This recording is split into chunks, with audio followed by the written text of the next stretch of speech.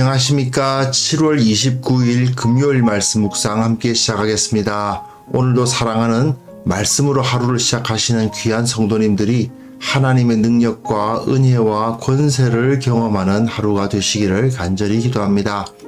오늘 본문은 마태복음 21장 23절에서부터 32절까지 말씀입니다. 예수님께서 이제 성전의 권세자들과 본격적인 갈등을 일으키시는 이야기가 나오기 시작하는데요. 이것을 통해서 우리가 과연 우리 신앙의 증거, 내가 구원받았고 하나님의 백성이라는 증거를 어디서 찾을 수 있는가를 생각해 볼 수 있었으면 좋겠습니다. 그럼 함께 말씀을 보시고 계속해서 묵상을 이어나가도록 하겠습니다. 예수께서 성전에 들어가 가르치실세 대제사장들과 백성의 장로들이 나와 네가 무슨 권위로 이런 일을 하느냐? 또 누가 이 권위를 주었느냐? 나도 한 말을 너에게 물으리니 너희가 대답하면 나도 무슨 권위로 이런 일을 하는지 이르리라. 요한의 세례가 어디로부터 왔느냐? 하늘로부터냐 사람으로부터냐? 그들이 서로 의논하여 이르되 만일 하늘로부터라 하면 어찌하여 그를 믿지 아니하였느냐 할 것이요. 만일 사람으로부터라 하면 모든 사람이 요한을 선지자로 여기니 백성이 무섭다. 우리가 알지 못하노라. 나도 무슨 권위로 이런 일을 하는지 너희에게 이르지 아니하리라. 그러나 너희 생각에는 어떠하냐? 어떤 사람에게 두 아들이 있는데 맏아들에게 가서 이르되 예 오늘 포도원에 가서 일하라 하니 대답하여 이르되 아버지 가겠나이다 하더니 가지 아니하고 둘째 아들에게 가서 또 그와 같이 말하니 대답하여 이르되 실소이다 하였다가 그 후에 뉘우치고 갔으니 그 둘 중에 누가 아버지의 뜻대로 하였느냐? 둘째 아들이니이다. 내가 진실로 너희에게 이르노니 세리들과 창녀들이 너희보다 먼저 하나님의 나라에 들어가리라. 요한이 의의 도로 너희에게 왔거늘 너희는 그를 믿지 아니하였으되 세리와 창녀는 믿었으며 너희는 이것을 보고도 끝내 뉘우쳐 믿지 아니하였도다.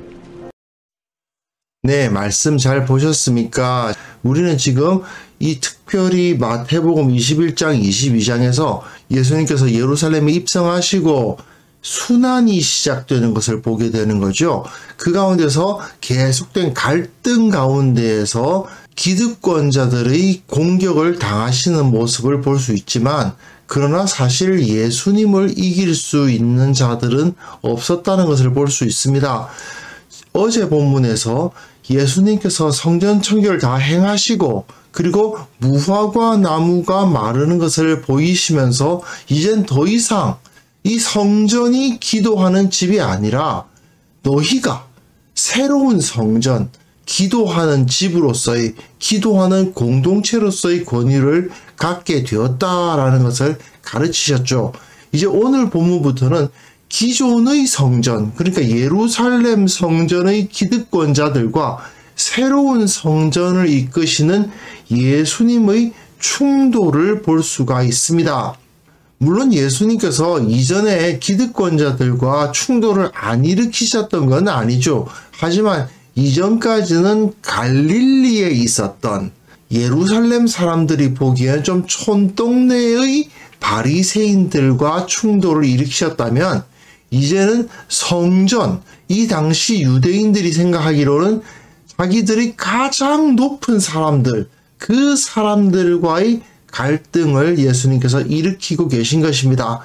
자, 본문 보시면요. 예수님께서 성전에 들어가 가르치십니다. 성전에 들어가셨습니다. 성전에서 가르치는 것은 제사장이나 가능한 것 아닌가 그렇게 생각하시는 분도 계신데 그렇지는 않습니다. 성전이라는 곳에는 여러 사람들이 나름대로 선지자 노릇을 하면서 가르치는 사람들이 있었던 거죠.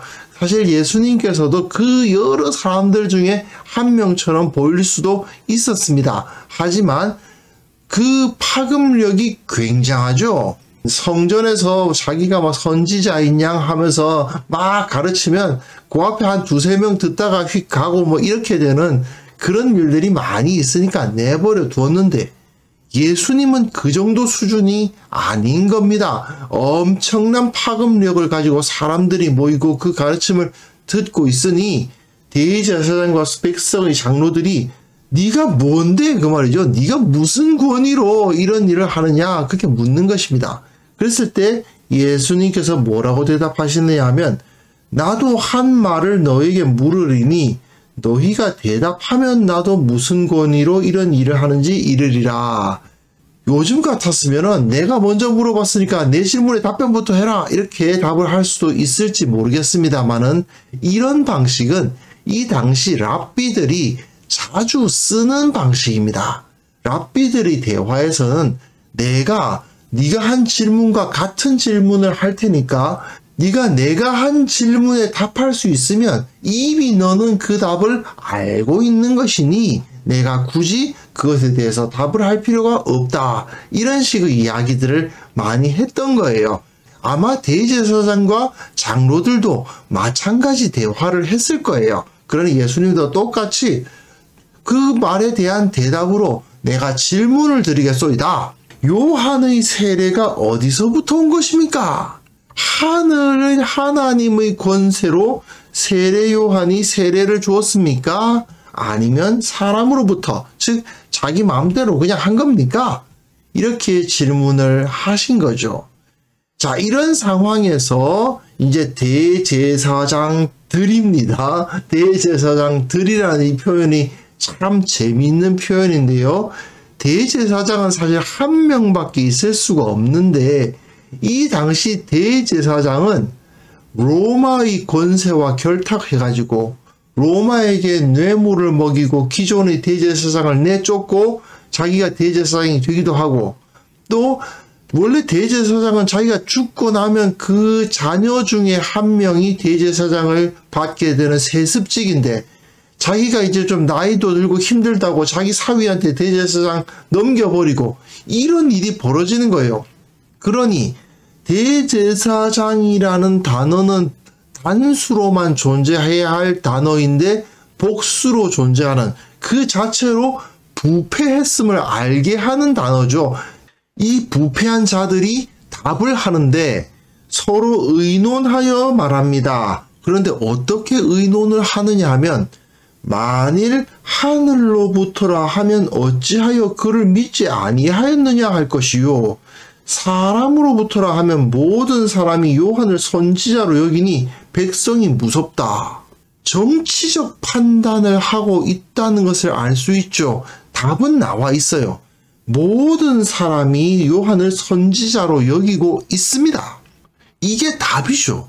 이미 대제사장과 장로들이 자격이 없다는 것이 드러나요. 백성을 무서워하는 대제사장은 대제사장도 아닙니다. 아무리 백성이 뭐라 한다 하더라도 하나님의 권위를 가지고 너희가 틀렸다라고 말할 수 있어야 대제사장이거든요. 그런데 이 사람들은 백성을 두려워합니다. 이들은 그냥 정치적인 자들일 뿐이에요. 정치적인 권세 위에 세워져서 하나님의 권세를 발휘하지 못하고 있다는 것이 이 논의 자체에서 그냥 드러납니다. 예수님은 대제사장과 서기관과 장로들을 두려워하지 않으시기 때문에 또한 백성들도 두려워하지 않으셨기 때문에 그냥 하나님의 말씀을 가르치셨고 그들에게 능력을 보여주셨어요. 하지만 이 사람들은 어떻습니까? 백성을 무서워할 뿐 아니라 정치적인 생각을 하고 있잖아요. 무엇이 옳다, 무엇이 그르다에 근거하는 것이 아니라 저자를 내가 이길 수 있느냐 없느냐 이걸 가지고 생각을 하고 있으니 이 사람들이 진리 위에 서 있는 영적 지도자라고 볼 수가 없는 거죠. 그래서 이 사람들이 뭐라고 하냐면 우리가 알지 못하노라. 우리 모르겠다 라고 대답을 해버리는 거예요. 이것에 대한 대답하기를 거부하는 것이죠. 이쪽이나 저쪽이나 다 함정이 파여져 있으므로 나는 안 가겠다 뭐 이런 말인데 그러나 안타깝게도 우리가 알지 못하노라 라는 말 자체가 이들이 대제사장과 장로로서의 자격이 없음을 드러내는 것입니다. 왜냐하면 이 사람들은 정치적, 종교적 최고 권위를 가지고 있는 사람들이기 때문에 그래요. 만약에 말입니다. 세례 요한이 거짓 선지자였다면, 즉 제대로 된 선지자가 아니라고 자기네들이 생각했다면 백성들을 막았어야 됩니다. 그렇지 않습니까? 저자는 이단입니다. 여러분, 저자를 따라가서는 안 됩니다. 저자에게서 세례를 받는 것은 하나님을 섬기는 것이 아닙니다. 이렇게 말해야 되는 거잖아요. 그런데 그렇게 말 안 하고 입 닫고 있었어요. 그렇다고 해서 세례 요한을 따라서 세례 요한이 진짜 하나님의 말씀을 전하는 선지자라는 것을 인정하고 그의 말에 따르고 순종했느냐? 그건 또 아니거든요. 사실은 이 사람들은 세례 요한이 잡혀서 죽도록 내버려 두었고, 한마디로 말해서 직무유기, 해야 할 일을 전혀 하지 않은 자들이었다는 것이 드러나고, 우리가 알지 못하노라는 말 자체는 그들이 무능하다는 것을 그대로 드러내는 것이죠. 그러니까 예수님께서 이에 대해서 나도 무슨 권위로 이런 일을 하는지 너희에게 이르지 아니하리라 이렇게 말씀하심으로써 일단 나는 다윗의 자손이다, 내가 그리스도다 라고 말씀하지 않으심으로써 그들이 그 말에 꼬투리를 잡고 예수님을 축출하고 죽이려 하는 그 위험에서 벗어나시는 것을 볼 수 있습니다. 물론 예수님께서는 이후에 십자가에 달려 죽으실 때에 바로 이 문제 때문에 십자가에 달리신 거예요. 성전 청결을 하시고 자신이 그리스도이심을 드러내셨기 때문에 죽으신 것이 맞습니다. 하지만 아직 6월절은 며칠 남았죠. 그리고 백성들을 가르치는 사역을 좀 더 하셨어야 되기 때문에 직접 예수님의 권세를 그들 앞에서 지금 천명하지는 않으시는 것을 볼 수 있습니다. 그러나 예수님은 이 대제사장과 서기관들이 자격이 없다라는 것은 확실하게 드러내주고 계십니다. 두 아들의 비유죠. 맏아들은 포도원에 가서 일하라 하니까 가겠다 해놓고 안 가고, 둘째 아들은 싫다 해놓고는 유치원 갔습니다. 그러면 누가 순종한 사람이냐? 둘째 아들이지. 이렇게 말한 거죠. 아버지의 뜻대로 한 자는 둘째 아들이다 라는 것은 인정할 수밖에 없다라는 것이 여기서 드러나죠. 예수님께서 그들에게 말씀하시되 진실로 너희에게 이르노니 세리들과 창녀들이 너희보다 먼저 하나님의 나라에 들어가리라. 대제사장과 서기관과 장로들은 하나님의 나라에 들어갈 자격이 없다는 것입니다. 왜 그러냐? 이 사람들은 말로만 순종한 사람들이라는 거죠.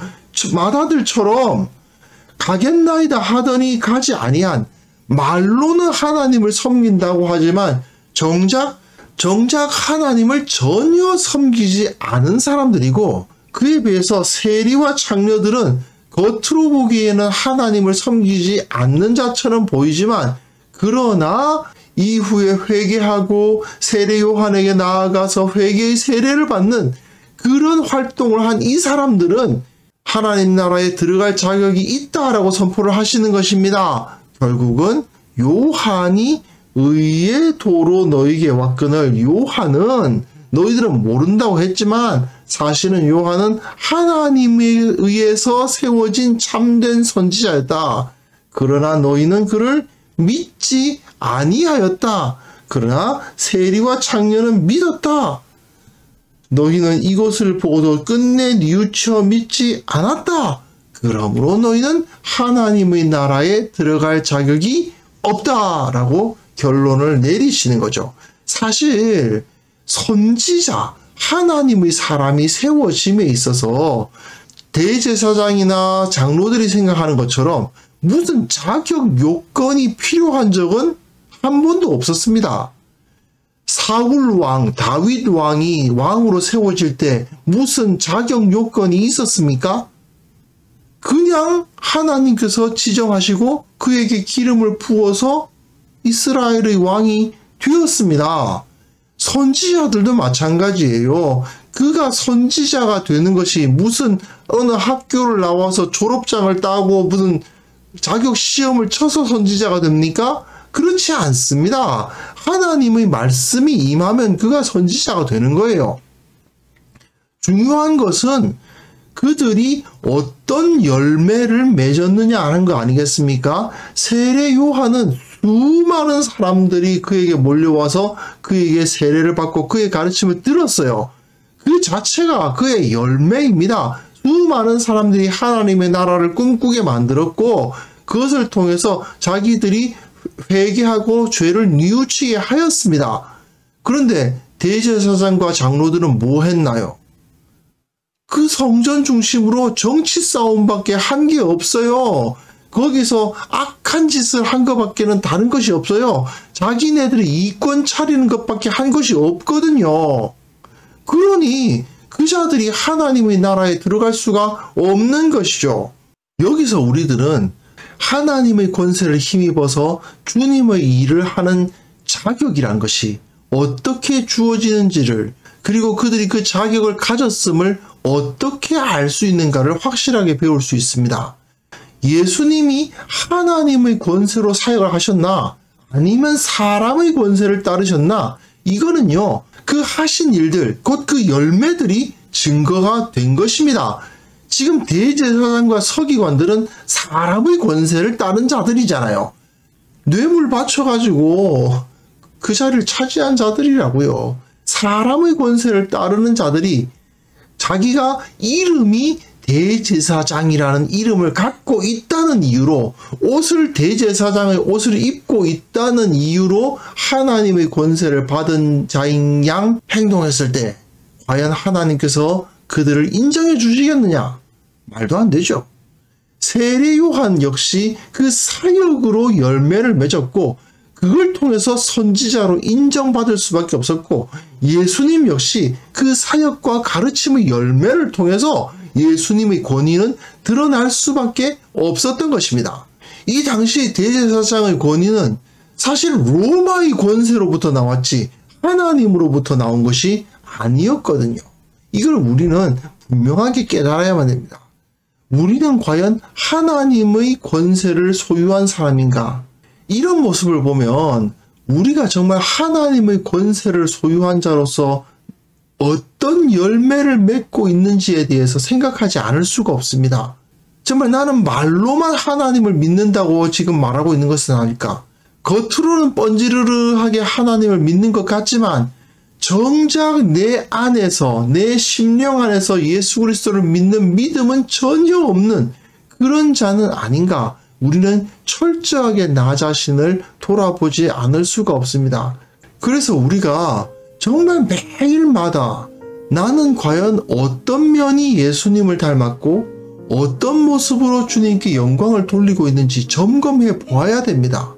내 성품과 내 말과 내 행동, 내 삶 전체를 통해서 예수님이 드러나지 않는다면 그냥 교회에서 장로, 권사, 집사라고 불린다는 이유로, 그냥 내가 신학교 나와서 안수받았다는 이유로 하나님의 사역자, 하나님의 백성이라고 불릴 수 없다.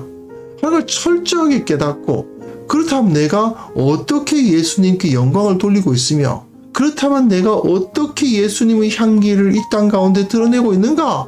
이것에 대해서 깊이 나 자신을 성찰해보고 철저히 주님 앞에 회개하고 나 자신을 바로잡을 수 있어야 될 것입니다. 이 시간 함께 기도하실 때에 이러한 기도 제목을 놓고 함께 기도하는 시간을 가졌으면 합니다.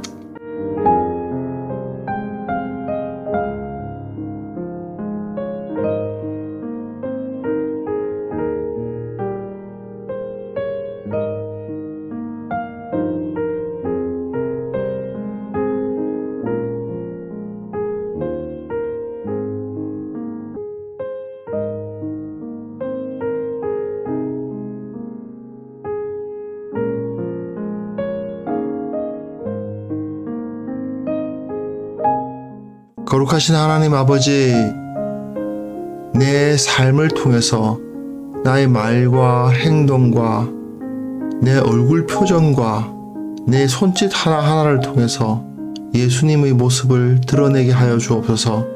주님께 영광 돌리는 자가 되게 하여 주옵소서.